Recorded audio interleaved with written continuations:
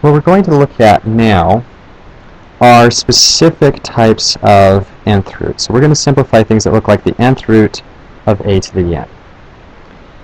And so when we look at this, we need to keep track of two things. There's two definitions. We have one when n is even, and a different one when n is odd.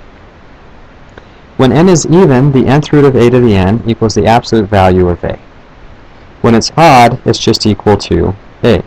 So as long as the n's match and n is odd, we get a by itself. If the n's match and it's even, we get the absolute value of a, so long as a is any real number.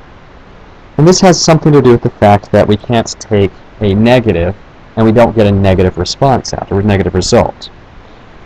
So let's look at some simple examples. Suppose we have the cube root of x cubed. Since the x's match, my answer is just x. And since it's odd, it just stays as x. We don't need the absolute values.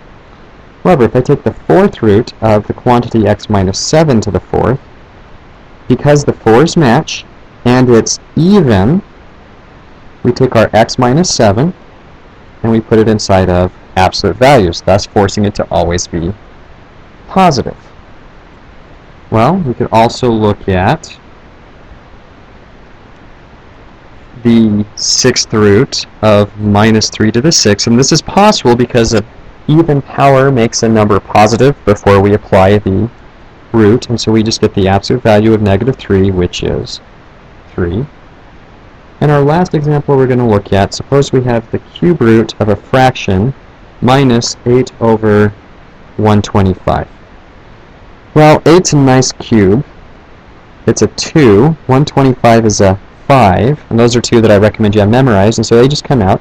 And since 3 is odd, we can write this as minus 2/5 and be done with it. So make sure you look for simplifying when the powers match the numbers.